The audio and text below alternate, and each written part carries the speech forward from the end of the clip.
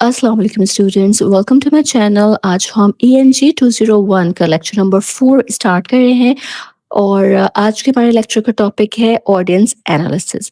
ठीक है, तो चलिए लेक्चर स्टार्ट करते हैं टारगेट ऑडियंस के साथ। टारगेट ऑडियंस का मतलब है वो स्पेसिफाइड ऑडियंस या डेमोग्राफिक ग्रुप जिसके लिए आपका मैसेज, रिपोर्ट या डॉक्यूमेंट डिजाइन किया गया है। ठीक है, टारगेट ऑडियंस में वो लोग शामिल हैं जो कि इंडिविजुअल्स हैं या ग्रुप्स हैं या कम्युनिटीज हैं या फिर डिसीजन मेकिंग बॉडीज हैं। यानी ये वो लोग हैं जो आपके डॉक्यूमेंट या मैसेज का रिजल्ट डायरेक्टली इन्फ्लुएंस कर सकते हैं। ठीक है, टारगेट वो इंडिविजुअल्स हैं जिनके पास डायरेक्ट डिसीजन मेकिंग पावर्स होती हैं, यानी जो आपके इश्यूज को सॉल्व करने के लिए या एक्शन लेने के लिए रिस्पॉन्सिबल है। ठीक है, अक्सर जो है वो एक डॉक्यूमेंट अलग अलग एक्सपर्टीज के लोग पढ़ते हैं। ठीक है, उनमें या तो एक्सपर्ट्स होते हैं जिनको टेक्निकल नॉलेज होती है या सब्जेक्ट के एक्सपर्ट्स होते हैं। ठीक है, टेक्नीशियंस होते हैं जो प्रैक्टिकल नॉलेज रखने वाले लोग होते हैं, मैनेजर्स होते हैं जो कि डिसीजन मेकर्स होते हैं, या फिर ले पर्सन्स होते हैं जो जनरल पब्लिक या नॉन टेक्निकल लोग होते हैं। ठीक है, इसलिए जब आप टेक्निकल या प्रोफेशनल डॉक्यूमेंट लिख रहे हैं तो ऑडियंस का लेवल समझना बहुत इंपॉर्टेंट है। यहाँ कुछ टिप्स भी आपके साथ शेयर करती चलती हूँ कि देखिए, ऑडियंस टाइप आइडेंटिफाई करें कि कौन पढ़ेगा, वो एक्सपर्ट है, मैनेजर है या जनरल रीडर है। ठीक है, ऑडियंस कैरेक्टरिस्टिक्स समझें कि एजुकेशन लेवल क्या है जो आपका डॉक्यूमेंट पढ़ने वाला है, उसका बैकग्राउंड क्या है, एज क्या है और उसकी टेक्निकल अंडरस्टैंडिंग क्या है। ठीक है, इसके अलावा ये कि एक्सपर्टीज लेवल भी असेस करें कि ऑडियंस की नॉलेज कितनी है और वो किस डेप्थ में बात को समझ सकता है। ठीक है, तो इन चीज़ों को आपने ज़हन में रखना ज़रूरी है अपनी ऑडियंस को टारगेट करते वक़्त। उनकी एक्सपर्टीज़ और पर्पज़ को समझना चाहिए कि वो डॉक्यूमेंट क्यों पढ़ रहे हैं। ये आपको पता होना चाहिए कि डॉक्यूमेंट पढ़ने का रीज़न क्या है, मकसद क्या है। ठीक है, उनके एक्सपेक्टेशंस को समझें कि क्या उन्हें सिर्फ़ समरी चाहिए या डिटेल्ड एक्सप्लेनेशन चाहिए। ठीक है, ज़्यादा टेक्निकल डिटेल्स जैसे चार्ट्स और डेटा उसी लेवल की ऑडियंस के लिए होनी चाहिए जो कॉम्प्लेक्स इंफॉर्मेशन समझ सकती है। नॉन टेक्निकल ऑडियंस के लिए सिंपल और क्लियर लैंग्वेज यूज करें। जैसे एक टेक्निकल रिपोर्ट इंजीनियर के लिए है तो डायरेक्ट टर्म्स और चार्ट्स यूज कर सकते हैं वहां पे। ठीक है, क्योंकि उसको ऑलरेडी नॉलेज है उन चीजों की। लेकिन अगर मैनेजमेंट टीम के लिए है तो समरी और रिकमेंडेशन पे फोकस करें, टेक्निकल टर्म्स सिंप्लीफाई करें।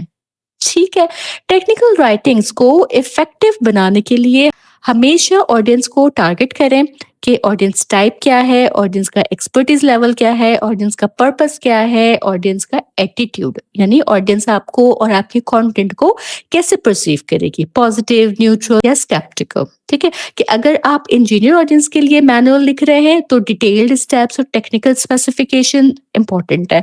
अगर आप सेम मैनुअल मैनेजमेंट के लिए लिख रहे हैं तो की आउटकम्स और रिकमेंडेशन जो है वो हाईलाइट होनी जरूरी है। ठीक है, तो देखिए, ऑडियंस एनालिसिस से आप अपनी राइटिंग को इफेक्टिव, क्लियर और पर्पसफुल बना सकते हैं। हर ऑडियंस का पर्पस और एक्सपर्टीज लेवल जो है वो अलग होता है।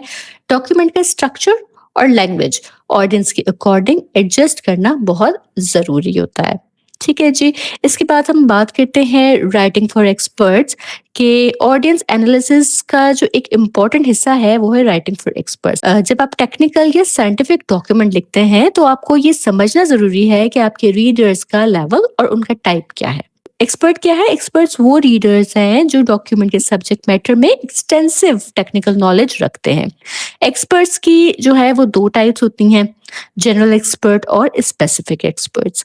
जनरल एक्सपर्ट्स जो हैं वो ये फील्ड के बारे में ओवरऑल नॉलेज रखते हैं, लेकिन शायद स्पेसिफिक टेक्निकल टर्म्स, इक्विपमेंट्स या रीसेंट एडवांसेस के बारे में इतने फैमिलियर नहीं होते हैं। ठीक है, जैसे अगर एक केमिकल इंजीनियर को जनरल केमिस्ट्री की नॉलेज हो सकती है, लेकिन अगर आप किसी नए नैनो टेक्नोलॉजी प्रोसेस के बारे में लिख रहे हैं तो वो एक्सपर्ट स्पेसिफिक टर्म से फुली फैमिलियर नहीं होगा। ठीक है, ये जनरल एक्सपर्ट है।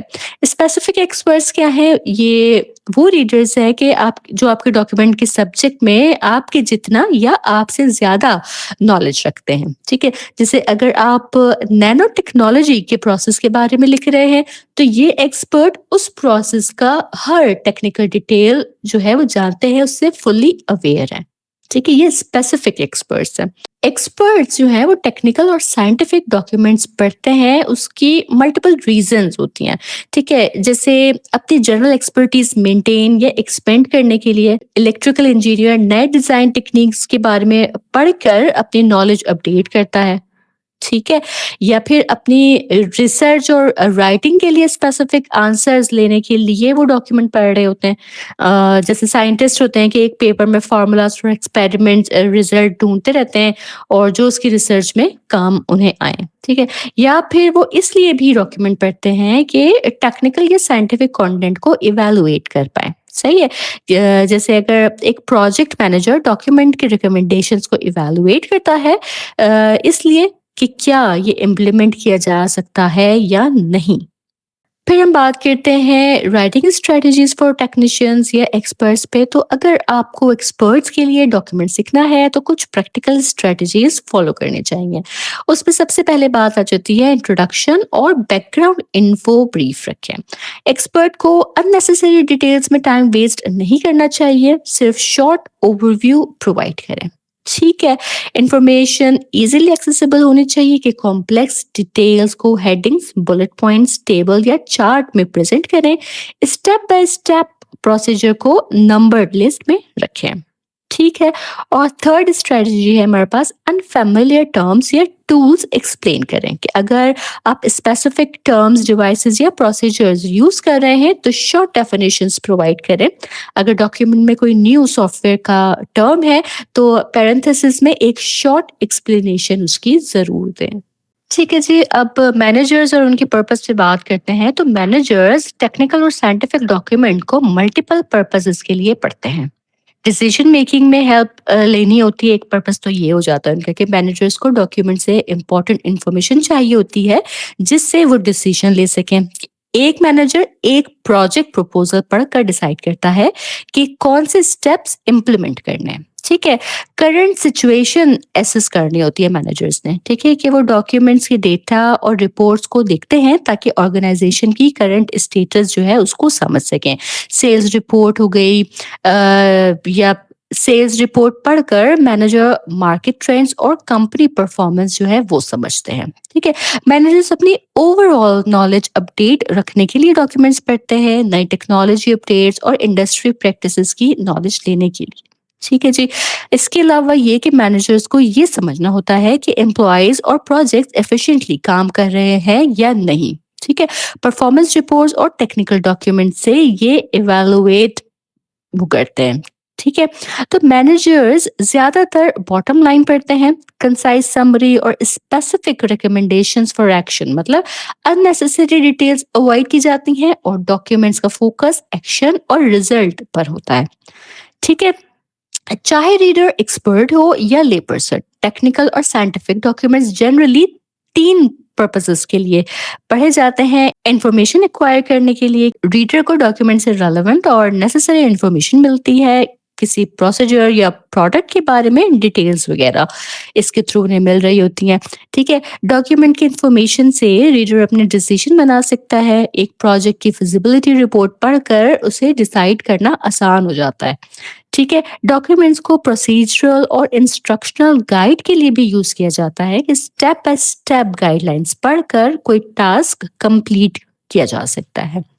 ठीक है, अगर ऑडियंस आपको नहीं जानती या आपको एक्सपर्ट नहीं मानती या फिर पहले नेगेटिव एक्सपीरियंस रहा हो तो आपको डॉक्यूमेंट में ज्यादा एक्सप्लेनेशंस और डिटेल्ड रीजनिंग देना जरूरी है। ठीक है, कंक्लूजन्स और रिकमेंडेशंस को क्लियरली एक्सप्लेन करें। ट्रस्ट बिल्ड करना और क्रेडिबिलिटी स्टैब्लिश करना एसेंशियल है।